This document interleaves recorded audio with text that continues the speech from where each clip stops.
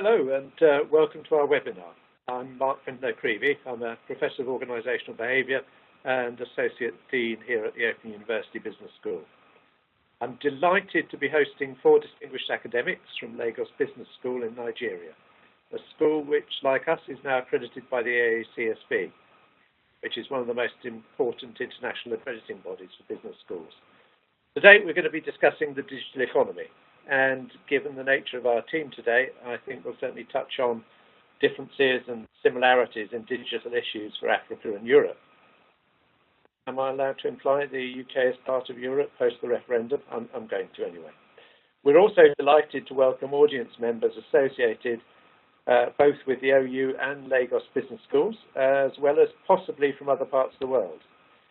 So our technical manager, Andrew, is going to start our poll just to get an idea of where you're all from. So please tell us which continent you're based in.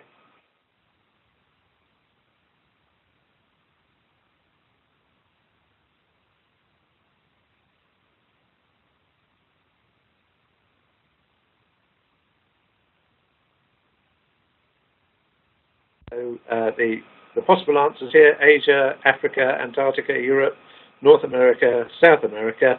I'm afraid, a little embarrassed to notice that we seem to have left off Australia. So if you're from Australia, please tell us in the chat box below.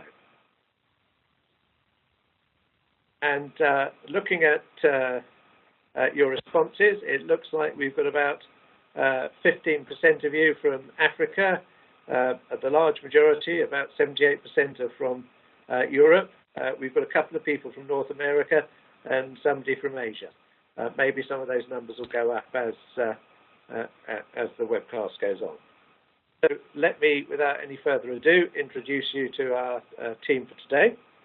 And we have, first of all, Yetunde Anibaba, who teaches analysis of business problems, decision-making, and people management on the MBA and the executive education programs at the Lagos Business School.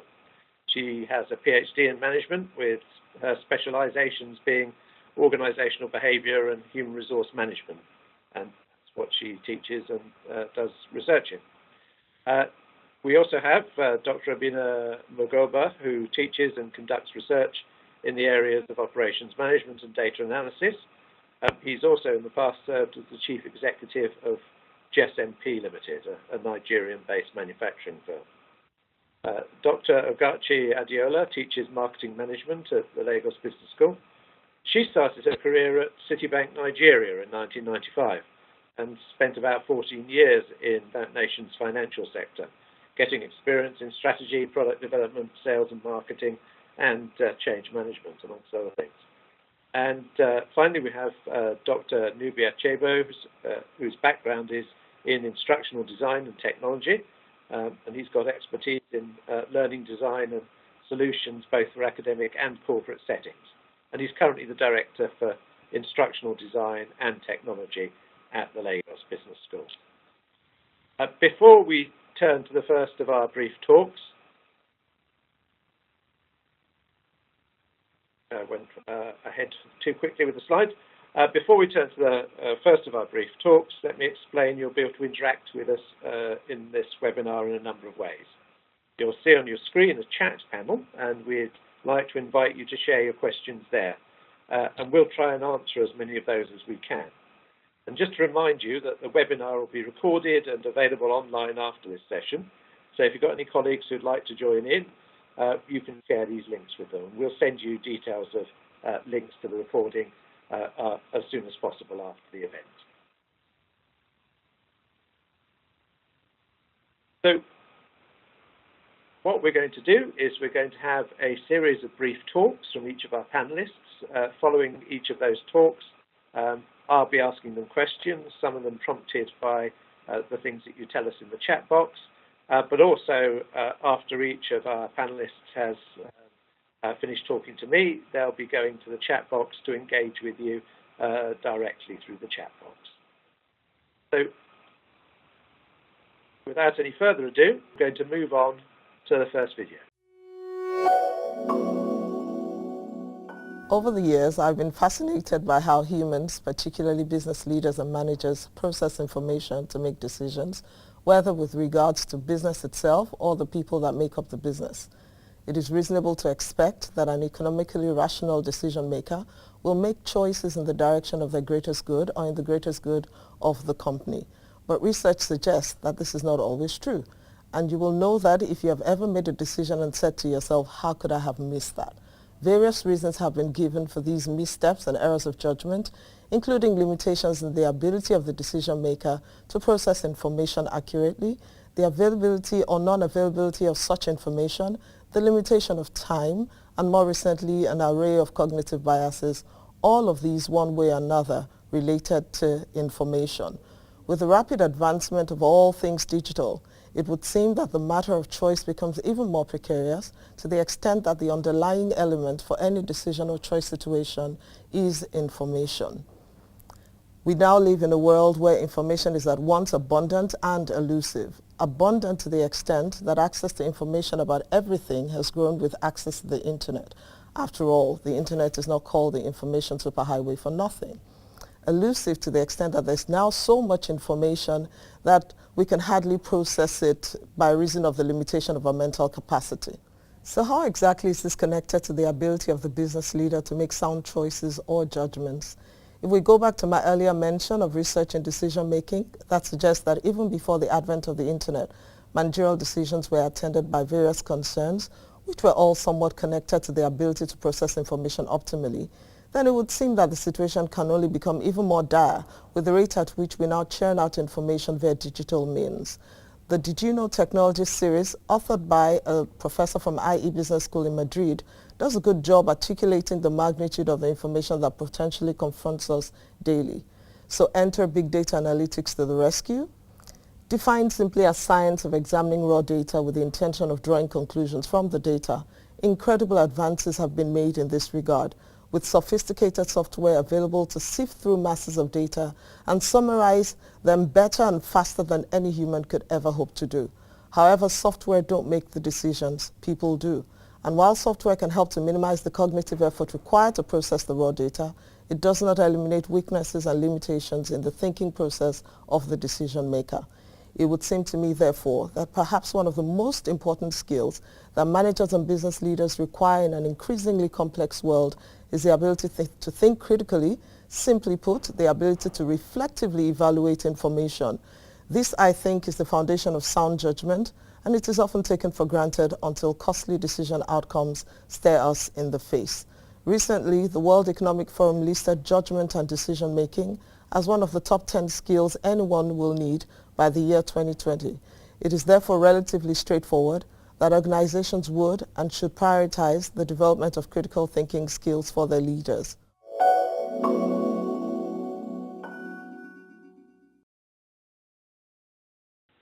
Yetunde, thank you for that. I have a first question for you. You made quite a lot there of the challenges of interpreting data. And indeed, OUBS research shows that while increasingly organizations are equipped to analyze large quantities of data, many managers actually struggle to use the data meaningfully. What kinds of skills do managers really need to make sense of big data? And do you have any interesting examples? Okay, great. Thanks, Mark. Well, first of all, it's important to realize that data itself doesn't say anything unless you know what it is you're looking for. So first of all, managers and organizations need to know what it is they want to do with the data, right? But beyond knowing what you want to do with the data, finding the answers is a function of how well you're able to understand the data. In other words, like I said in the video, your critical thinking skills become absolutely necessary. Now, critical thinking skills speaks to your ability to reflectively consider information that comes to you. So there's no use having a bunch of data about everything without being able to understand or answer key questions that the organization needs to answer. And so to that extent, we're talking about the ability to understand the links between ideas or information. We're talking about the ability to determine what is important and relevant, right? We're talking about the ability to even recognize and appraise information as they come. And so critical thinking, obviously, is a suite of skills. It's not just one thing. And it suggests the ability to solve problems, it suggests the ability to analyze, it suggests analytical skills, right? So the ability to, put information out in the relevant spaces. It suggests the ability to be creative about your thinking, to be able to interpret the information, evaluate the information, to be able to reason through the information, right? So we find there's a lot of excitement now about data, and that's great, right? But to the extent that it's only as useful as what we do with it, then it's about time that we start putting some more emphasis on developing critical thinking skills of managers. Thank you. So it's clear that we need different kinds of skills, but is it all about individuals, or is there a role there for bringing together teams of people? For example, I've been talking to people in the fintech industry a lot at the moment, and they find that a lot of the challenges they're facing need to bring together insights about consumer behavior, about data analysis, about financial issues, about business issues. Can one person do all of that? No, certainly not, right? So first of all, the individual side of things is one thing, right? But I see a situation where organizations are going to have to work more and more in teams, right? And by that, we find that working in teams then suggests that we're looking at different skills or different knowledge bases, more like it. But that underlying skill, the underlying critical thinking skill, is still required for the different knowledge bases. So one thing is the knowledge base, the other thing is the thinking skill itself, right? So the teams will certainly have to consist of the different knowledge bases, but the ability to meaningfully query the different knowledge bases to get the kind of value we want is what we're talking about here. So certainly I see a situation where organizations are going to work a lot more in teams. That also has implications for the way people are managed, right? So for instance, reward systems would have to go beyond the individual reward systems, would have to go to team reward systems, would have to focus more on that, because we're looking at the opportunity to bounce off ideas on each other, right? And co-creation, as it were, of solutions, not just individual stars now. I think the idea of individual stardom, for instance, is going to diminish over time, most likely, right? That leads very nicely into a question we have here from Samarendu in the chat box. The question is, data analytics are governed by rules, but decision-making is often intuitive, that is, not rule-based. How do we reconcile these? Should we reconcile these? Well, again, so decision-making has two sides, right? There's the bit that is intuitive, but then there's the bit that is also quite rule-governed. Rule-governed to the extent that there are systematic processes, that you could use to make decisions. And so some research recently, around System 1 and System 2 thinking suggests that we need to start understanding how System 1 and System 2 thinking interrelates, right? System 1 is the realm of intuition, and System 2 is that more deliberative, more process-driven decision-making system. So I don't know if I completely agree that decision-making is entirely intuitive. It's a balance of the two that produces the best decisions. Great. And another question here. We've got one of our participants, Steve Gordon, saying, reminding us that as human beings, we have bounded rationality. There are limits to our thinking. To what extent can computers help us with that, and to what extent do we just have a bigger version of the same problem? So that's the thing. So what computers do for us, and I think that's exactly my point in the video, right? What computers can do for us is aggregate the information, or maybe even sort out the information and all that. But the ability to bring it together still remains the decision makers. The computers are not ever going to be able, well, don't let me say ever, never say never, right? But computers are hardly ever, at least not now, be able to make the decisions for us. We still have to make sense of the data. We still have to bring the information together. What computers do, however, is help us aggregate the information faster, right? So they help us aggregate it faster. They help us see it quicker, hopefully. Yeah. But in terms of actually coming to the decision itself, it's going to have to be, the skills of the decision maker, the ability to articulate or to make sense of the data that has been aggregated by computers. So in terms of time, speed, certainly. But the ultimate decision still rests with the person. Great, thanks very much. And it's now time for us to hear from Dr. Obinna Mogba. The new digital economy is beyond internet connectivity. It is the convergence of broadband, cloud computing, mobile connectivity, social media, business intelligence, and the Internet of Things. These technologies are allowing us to introduce new innovations into the mainstream of well-established business transactions. The new digital economy brings in disruptive innovation into the competitive landscape. You either join in to stay ahead of the pack or be left behind. The new digital economy has revolutionized the way we view and manage information. It provides opportunities for innovative ideas to be implemented without the burden of investments in costly physical assets. The new digital economy has helped businesses to reduce costs, extend market reach, develop new products, and compete more effectively. However, it is important to also point out that the new digital economy is also leveling the playing field and allowing low-cost competition from unlikely sources in terms of both geographical locations and industries. Previous boundaries between industries are being blurred by the new digital economy. Good examples include Uber, Airbnb, YouTube, iTunes, Google Scholars, and many more mobile-based apps. While new digital technology is disrupting market dynamics, it also holds the solution for firms that need to operate at a very high level of efficiency, speed, and innovation. The new digital economy will lead to improved supply chain performance if properly deployed. For digital technology to create significant improvement in supply chain outcomes, businesses need to reinvent their supply chain strategy.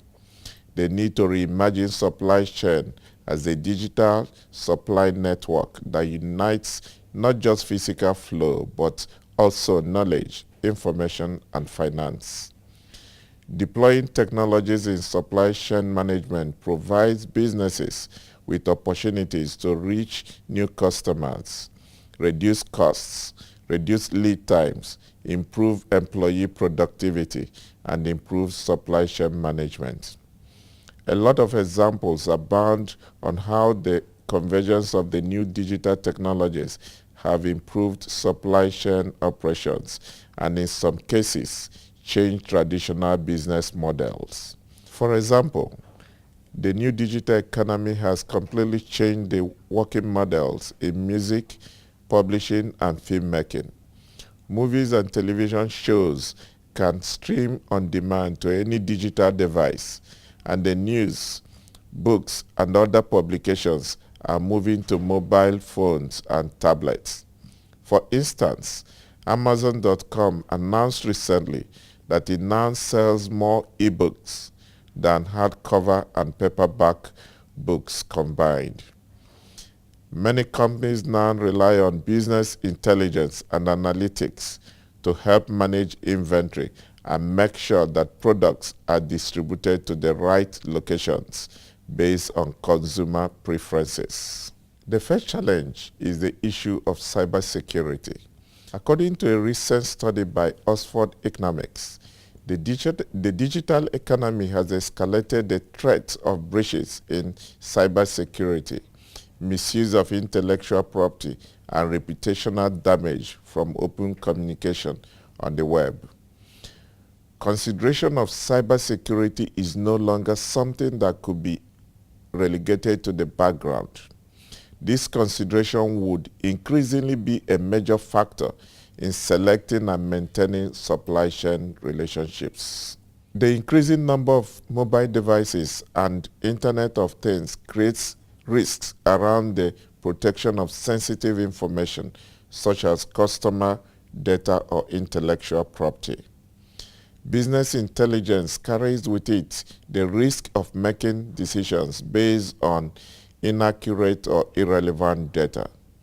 The intelligence of such systems is as good as that used to build it. It is now certain that the new digital economy is here to stay. It will continue to have significant implications for organizations in the future. The priorities of corporate leaders in this new digital economy should be to develop a forward-looking mobile strategy in a globalized world where mobile is the primary means of internet access. They also need to be ready to leverage on the new digital economy to innovate new products, develop new markets, and improve business processes. They also need to improve data analytics and business intelligence to improve both the quality and speed of decisions along the supply chain. In addition, they need to address the security threats posed by the new digital economy by building stronger safeguards into their operations and supply chain. Finally, they need to be ready to compete with non-traditional competitors, including new entrants from different geographical locations and industries.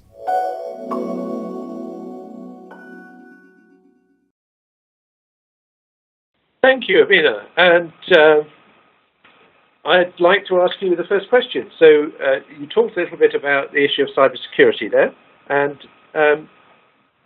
of course this is to do with the growth of cybercrime. And many police forces around the world struggle to catch up with cybercrime.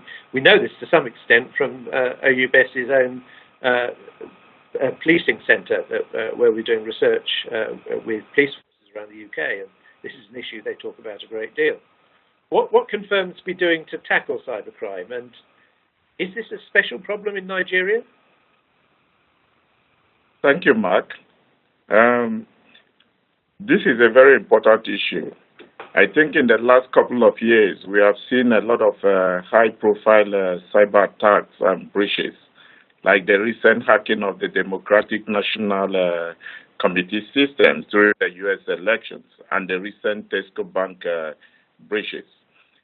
Indeed, even a recent survey by PwC portrayed cybersecurity as a major issue. Over 90% of large organizations and 74% of small businesses surveyed in UK experienced some form of a cyber breach in 2005. Cybercrime is a global problem and would require truly global cooperation to address. However, recent events seem to indicate that countries also view cyberspace as a new landscape for dominance. This makes it a little bit difficult to adopt a truly collaborative global approach in this fight. In the meantime, I think organizations must protect themselves and minimize exposure to this new digital threat.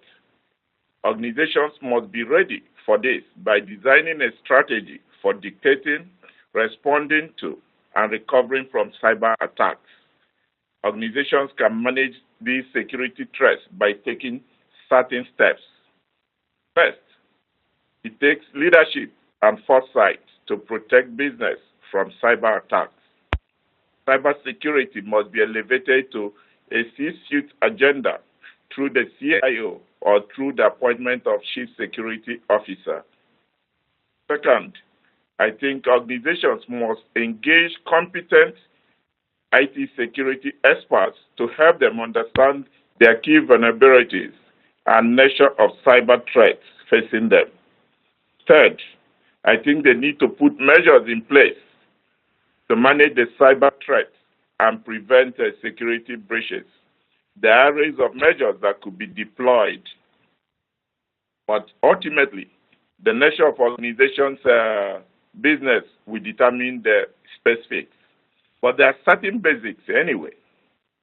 I Great. think I think a couple of other yes? questions from our chat box. Okay.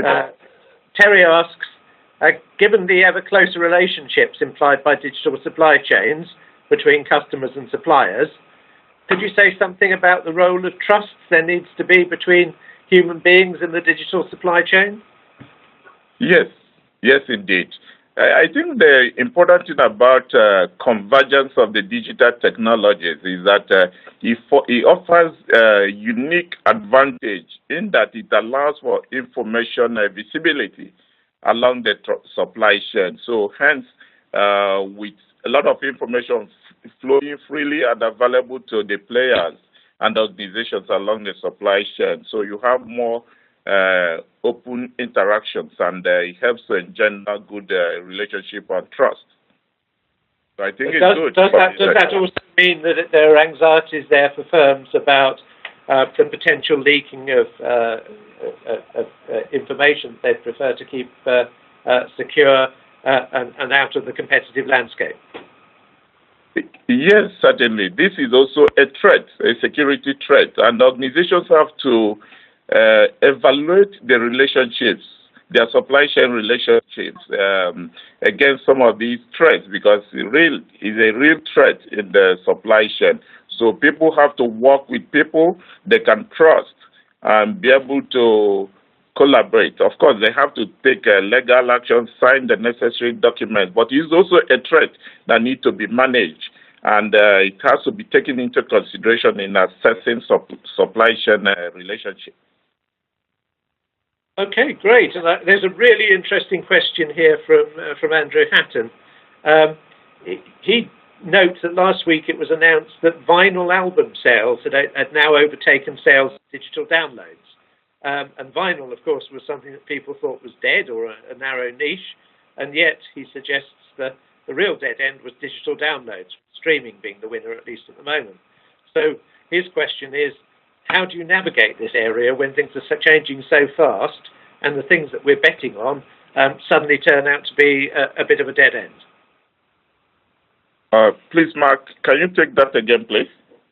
Yeah, so the point here, Andrew, seems to be making is that with the news that vinyl, hard copy records, very old-fashioned technology, have now recently overtaken in the UK sales of digital downloads of music. And the point he's making about this is that quite often the trends that we think we see happening can turn out to be a dead end. For example, it seems to be more about streaming rather than digital downloads at the moment. And so how do firms navigate this area in the face of such speed when they're trying to construct systems to deliver against the trends that they see happening? One good advantage of digital innovation is that it offers you quick response to innovations. And certainly in doing that, one has to be careful and evaluate the target audience. I don't think we just innovate for the sake of innovation and access to technology. We should innovate bearing in mind that the fundamentals of business still remain the same. In other words, we must be able to deliver value to our customers, be it through the digital technologies or the old system. So that's fundamental. We must always remember that the customer is still there and is the king.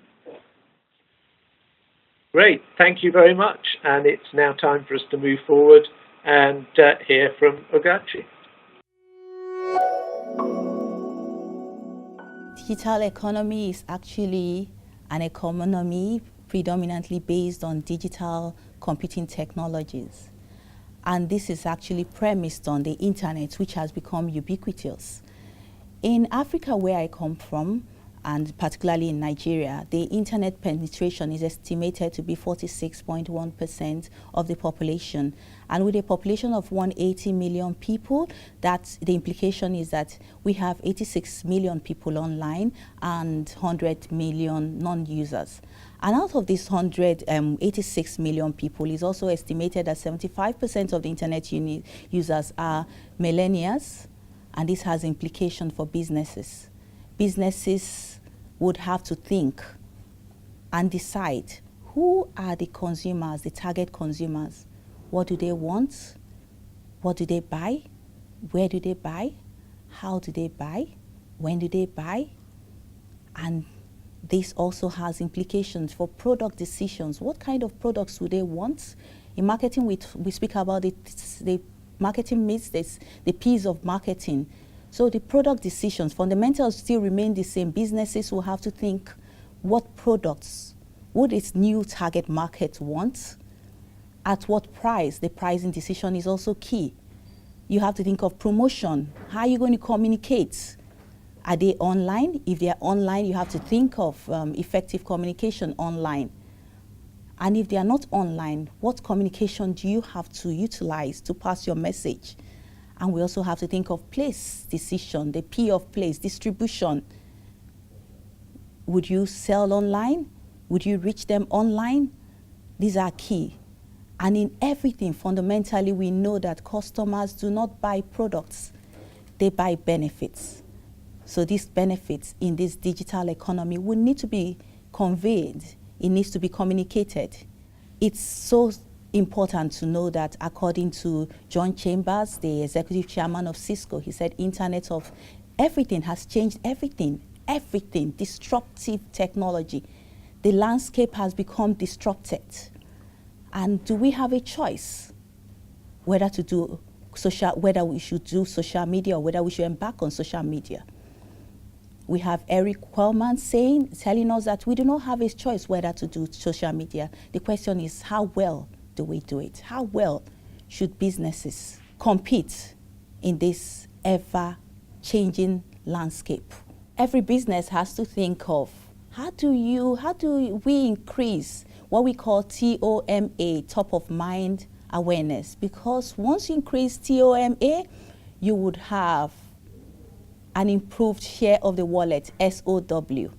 And in the digital age, its segmentation is very important. Broadly, segmentation, you have digital natives, digital immigrants, and a category called digital monks. Digital native people born after the advent of digital technology, typically 1980 and after that. We have digital immigrants, those born before the advent of digital technology. So we have those born before 1980. Then we have a category that you cannot really place. They know that technology is changing, but they might never embrace it. So we call them digital monks. I also like the American categorization where you have the Gen X, the baby boomers, and the veteran being categorized as digital immigrants. They need a visa to the digital age, to the digital world. Then we have the digital natives born after 1980, and that would actually be the Gen Y and the Gen Zs. Personally, I classify myself not really falling between digital immigrants where I am.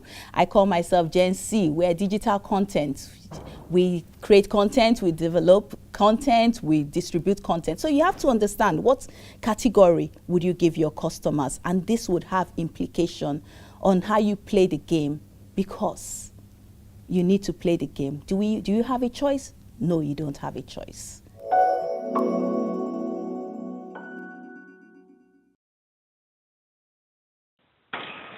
Actually, thank you very much for that. You talked about the increasing levels of digital participation in Nigeria. My first question is, does this work the same as in Europe? Are there differences in the way in which digital participation is working? And what sort of implications does that have for how firms should understand and segment customers in Africa in the digital space? Thank you, Mark. Let's compare Nigeria and I'll use United Kingdom. As I had mentioned earlier, Nigeria population 186, but I'll use 186 million, which is the figure used by Internet Life Stats.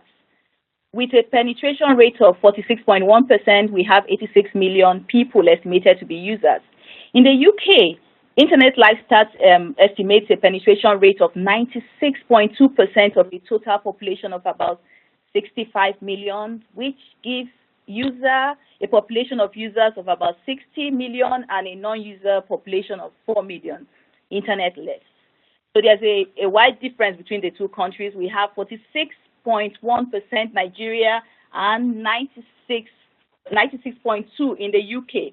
What accounts for these differences? We'll say higher level of infrastructural development and greater access to internet in the developed economy as against the developing economy.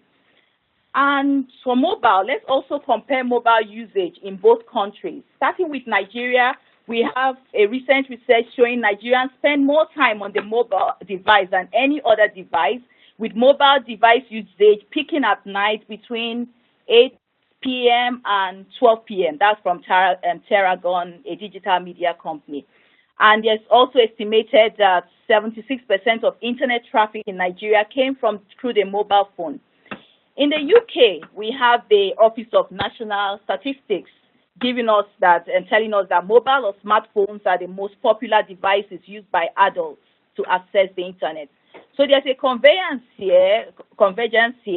We agree that mobile is the most important access to the internet in both countries. But the difference we have is the demography of the users. In Nigeria, our users are millennials, people under between 18 and 36, which form the bulk. And it's estimated 70% of Nigerian online participants are under the age of 35. In the UK, from statistics, it cuts across social networking spread in all age groups, up to and also including those that are aged 55 to 64. So we have, that's the disparity between Nigeria. But however, and between Nigeria and the UK, but for both countries, the bottom line is the fundamentals still remain the same. You have to segment your market. You have to understand your target market. You must have real consumer insight. And to the second part of your question, what do we do for Nigeria?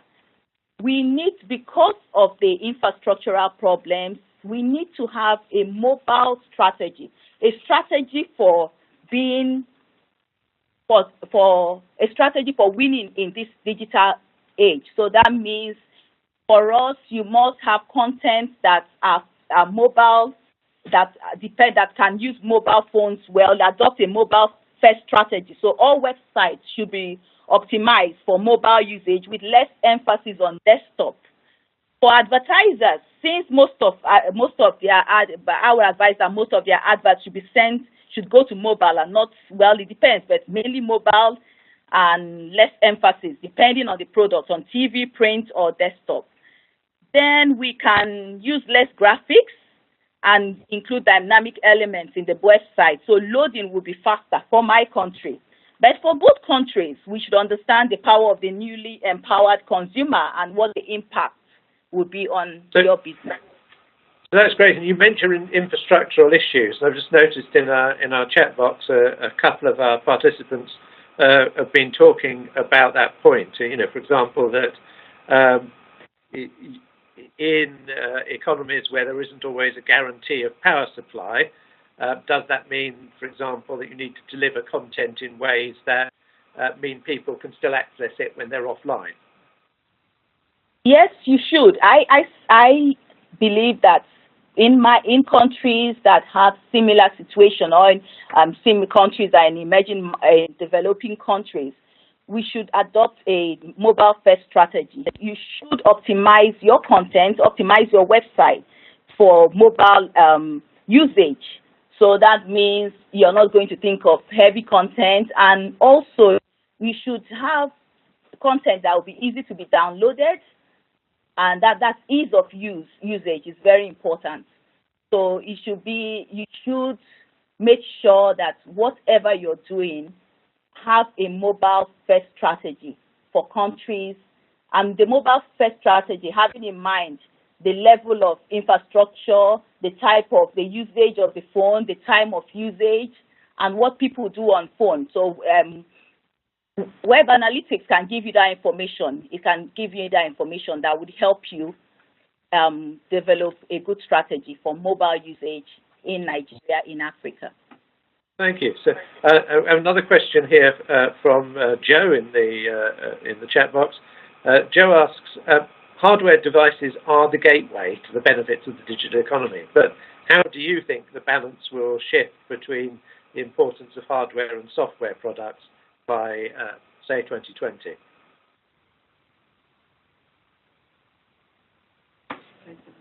Just can you repeat the question? Yeah, so Joe asks, hardware devices he sees as the gateway to the benefits of the digital economy, so phones, computers, and so on. But how will the balance between the importance of hardware and software develop by the year 2020?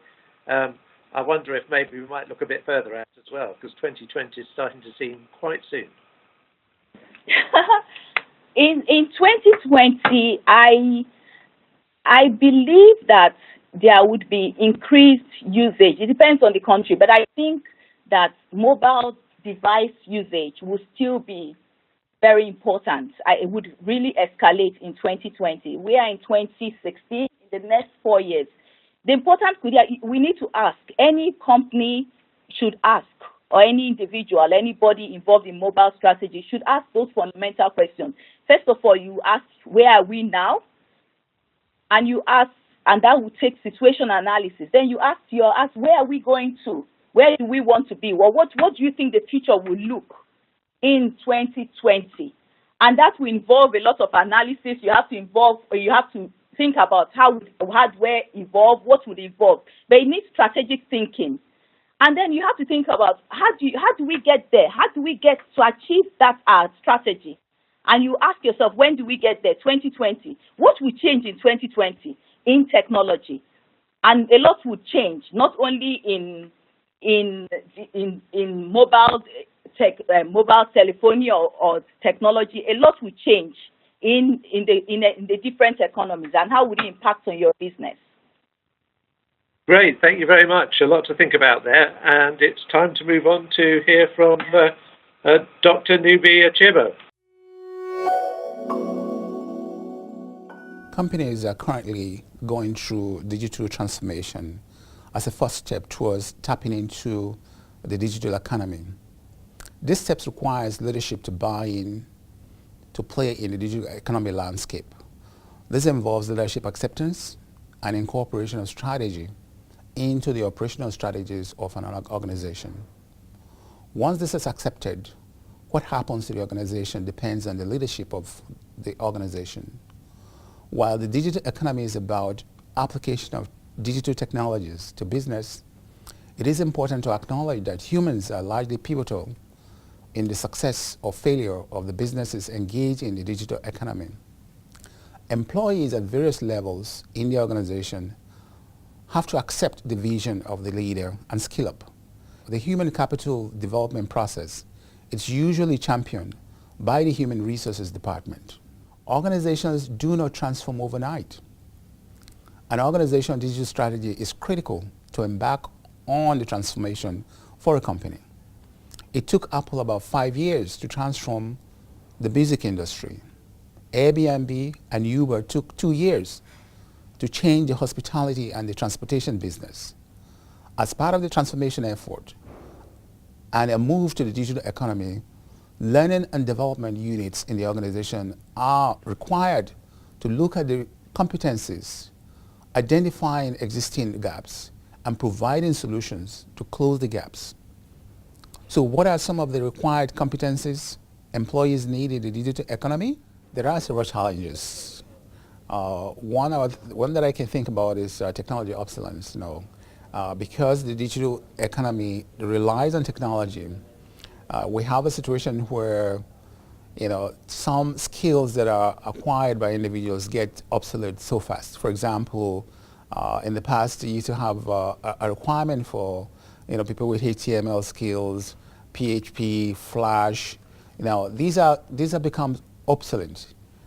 Now, employers are looking for people with skills in programming languages like Ruby or Python, because this is the new skill. So the technology is changing very fast, and organizations need to be agile, in terms of meeting up with this, change that you have.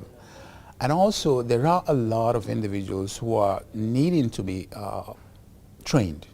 And because of the sheer numbers that you have, it's very difficult for organizations to get through to training these individuals, despite the fact that you have multiple outlets to do such training. Even though online learning is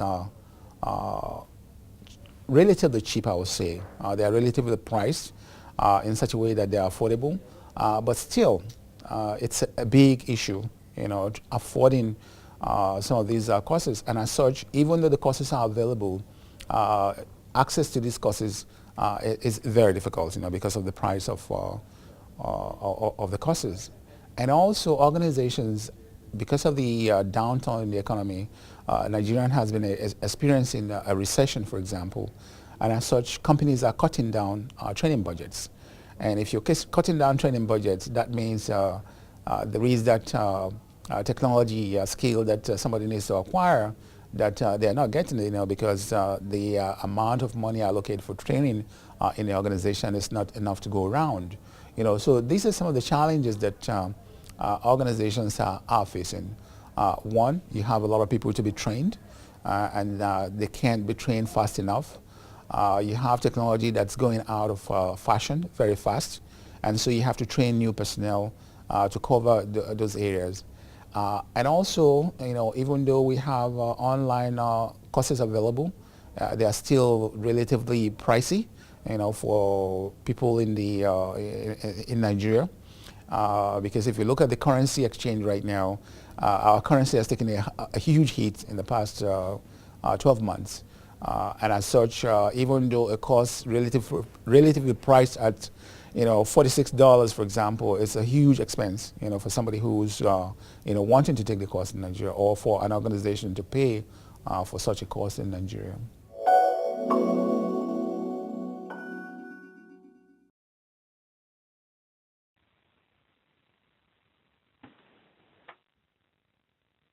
I apologize to everybody. I was on mute. Okay. I'm going to ask my question again. So Nubi, you've talked about the challenges of staff development. What role should business schools play here? Do we have the right kind of courses to support firms in developing their employees in the digital age? And what are the challenges for us as schools? Thanks, Mark. Business schools should be in the forefront of making a difference in making sure that organizations are successful in transitioning into a digital economy. For the most part, the current business school model is focused on teaching concepts in the functional areas of business, such as finance, strategy, operations, accounting, and human resources, among others. But unfortunately, the new digital economy requires more in terms of knowledge and skills. In this digital age, companies are looking for employees with good business sense, technology savvy, and people who can work collaboratively with others to create value. So what should business schools do? First, business schools need to transform themselves into digital organizations as a model for organizations. This will provide proof of authenticity and credibility while pushing the digital concept to organizations. Second, business schools should recast their curricula to reflect digital concepts to empower graduates in order to help organizations formulate and execute effective digital strategies. Third, business schools should research and help organizations come up with effective digital economy models that will create value for stakeholders. Now, do we have the right courses to support organizations transitioning into a digital economy? Maybe not. Maybe yes. It depends on who you ask, It depends on what institution you're talking to. Digital has been a huge economic driver. With huge growth comes a need for personnel with digital skills and acumen to lead companies into the digital era. Companies have been making the transition to the digital economy in the past few decades, and they need digital leadership. So business schools need to focus on digital leadership skills. Leadership is key for the success of transformation to a digital platform. digital leadership is required to drive the business model innovation afforded by digital technologies, such as social media, mobility, analytics, cloud computing, and Internet of Things. Digital leaders are those who have the business, technology, and personal competencies to exploit their digital ecosystems through a well-crafted vision.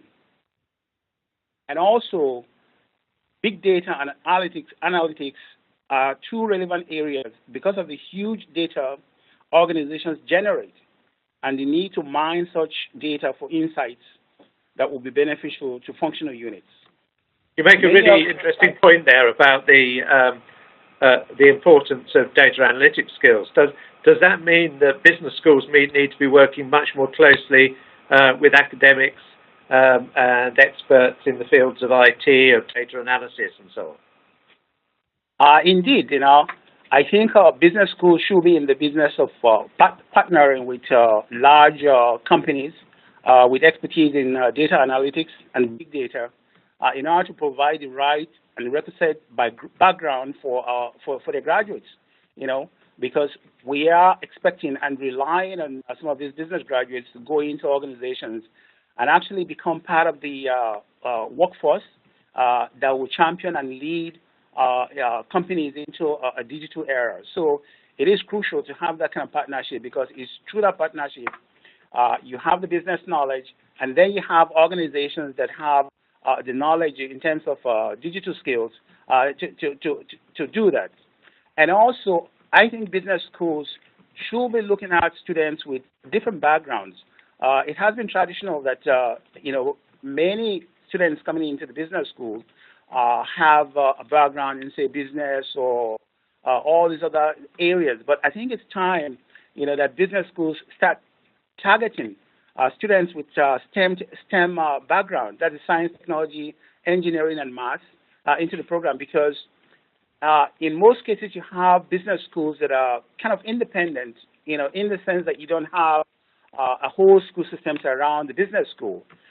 In situations where you have a school system around the business school, it's easy for the business faculty of business or the business school to partner with other departments on campus and have a kind of synergy, to move directly into the digital age. But when you have business schools who are standalones, then there is the need for such schools to attract, like I said, students with STEM background, because they are already familiar with technology. This will help, in terms of creating a body of graduates that will go out into organizations and be able to help organizations make that transition to the digital economy. Thanks very much. And time's moving on, so I'm going to move on to, we're going to have a final poll, and while you're completing that final poll, I'm going to be asking our panel to make some last comments. And I'm going to ask them especially to address this issue of, what are some of the differences we're seeing about the way in which the digital landscape is evolving in Europe and in Africa. So Andrew, could you put up the final poll for us, please?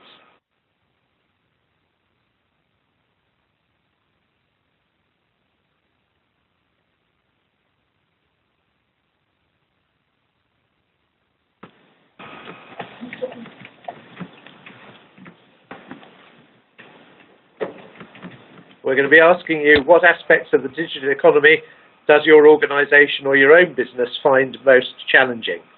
The first is developing people. The second, making sense of data. The third, understanding your customers. The fourth, issues in your supply chain. The fifth, keeping pace with technological change. And finally, a catch-all other category. But if you're answering other, perhaps you'd like to tell us what that other issue is in the chat box below.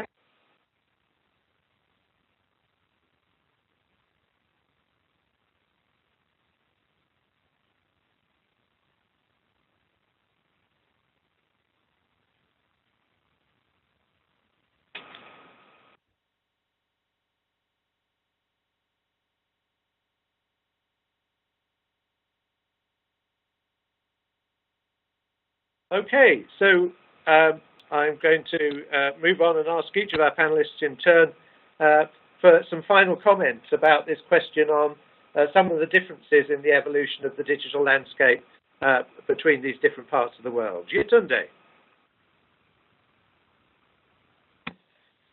Okay, Mark. Well, I'm not sure that the differences are quite drastic. However, I think that in each environment, organizations are responding to their context. So, for example, the Guaranty Trust Bank, one of the big banks in Nigeria, has recently launched a virtual prepaid card, the MasterCard. And I think that was driven primarily by the need to ensure security, right, on transactions. And so you don't need to, the details of your cards don't need to be exposed, right? And you could just know just what you need on the virtual cards. And so I think that in each environment, the evolution of digital is would simply be in response to the needs in those markets. Of course, we also know that in our context, for example, there's serious infrastructural deficits, right? So that limits the extent to which we can evolve. However, there are just incredible things coming up now. The big newspaper in Nigeria, for example, has launched online TV and several other groups like that. And what is also happening is that this also actually helps to check the infrastructural challenges, because now you probably don't have to travel on roads that are, jam-packed because of traffic to get certain things done, right? So bottom line is that I think the evolution will be driven by the needs in each environment. I hardly think that it's going to be one large sweep, across different contexts. Okay, great. Thank you. Abina, your final thoughts. Okay, thank you very much, Mark. I think the digital economy has impacted the developing countries in a unique way. The first thing to note, in a country like Nigeria, for example, you find that major access to internet is, of course, through the mobile. So many firms and organizations have adopted strategies that will target mobile access to the internet. For example, you find that the banking sector and the retail sector have designed products that target these sectors. And one other challenge, of course, from a developing country context, is people are increasingly beginning to use digital technologies to overcome some of traditional challenges in these countries. The first one is something like a challenge of infrastructure. So people are becoming innovative and trying to find out. But the bottom line is this. I think that if properly deployed, digital technologies could help companies improve visibility along the supply chain and lead to productivity improvements and better business performance. Thank you very much. And over to you again, Jim. Yes. I think every company, every country, you must know what exactly works for you. And in this digital economy, there are fundamentals that still be the same. You must understand how the customer's journey is changing. This is very important. You must understand the empowered customer. You must understand insight. You must have insight towards what is going to change now, what's going to change in the future, and everything you're doing, you must tailor your offerings to the needs of the customer. So across different countries, what is truly important? What do the customers want, basically? What do they buy? How do they buy? When do they buy? And what do they buy? And where do they buy? Now, in 2020, and beyond that, in 10 years' time. Thank you very much. And final comment, if I can ask, from Nibi. Yes, thanks, Mark. I'm going to focus on business schools. If you look at business schools, whether it's in the UK or it's in Nigeria or somewhere else in the world, I don't see much difference. I think we're all in the same boat in terms of we're struggling to, face the digital economy or digital landscape. Business schools are kind of slow in adopting new technologies, especially digital technologies, and looking for new channels for delivery. For example, most institutions are moving online. They're offering MOOCs, offering SNOOCs or SOCs. It seems like companies like Coursera, FutureLearn, Udacity, have kind of taken the initiative away from, business schools. And I think we need to do catch up, when it comes to this. And like I said, it seems that all business schools, worldwide are facing the same challenge in the sense that they have a model, and they are very slow in terms of moving towards a change, change in this sense, meaning digital technology. So we need to move fast, and also we need to innovate, to catch up with the digital economy. Thank you very much.